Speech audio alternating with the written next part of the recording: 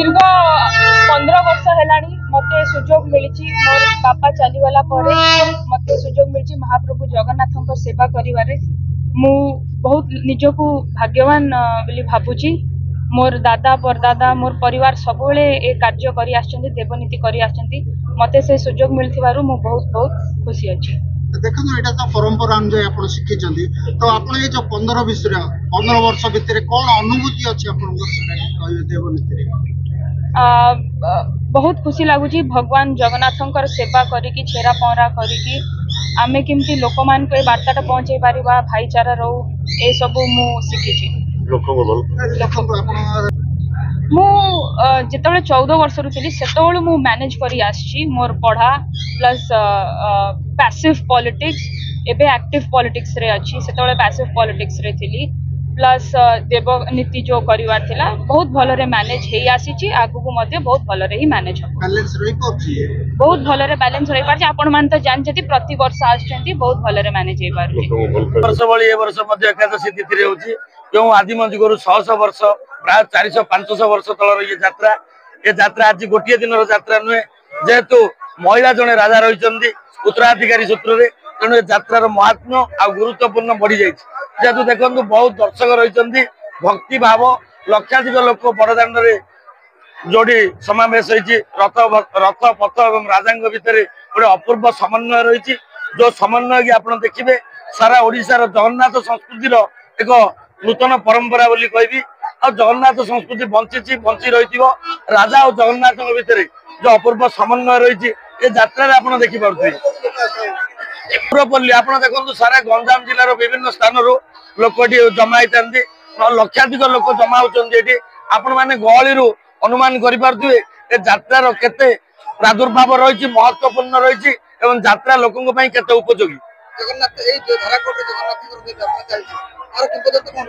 बहुत किंवदंती रही जो राजा महाराजा मैंने गुंडीचा तिथि पुरी जाऊे सेठी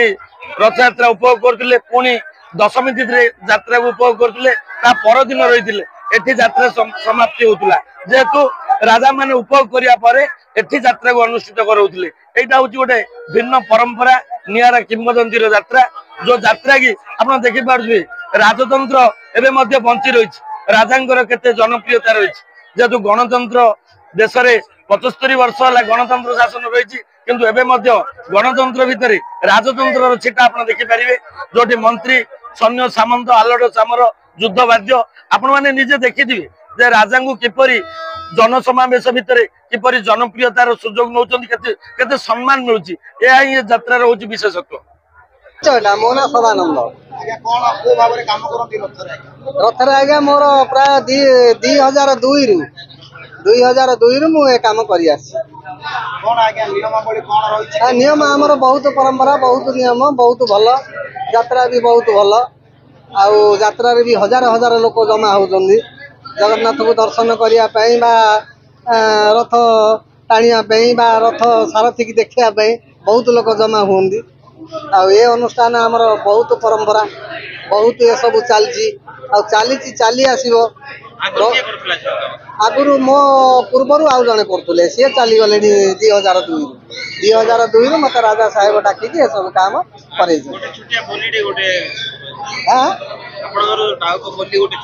बुलीटा कौन बुली हम कि खराब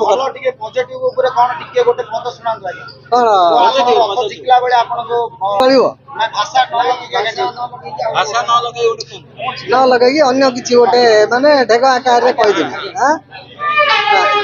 ए भगते पाल धुआ काट बुड़की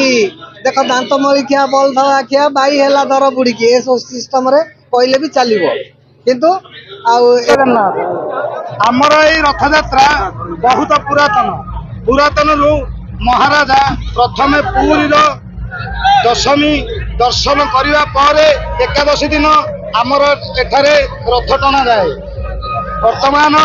आमर ये महाराजा अटंदी गोटे स्त्री गोटे झील श्री श्री गीतांजलि सुलक्षणा देवी आमर ये रथ यात्रा बहुत पुरातन एवं बड़ बड़ प्रांतर धरी पितल ए पर्यंत आर विस्तृत एरिया एवं लोक कम से कम 50-60 हजार लोक एटारे हुए एवं रथ यात्रा धूमधाम रे हुए।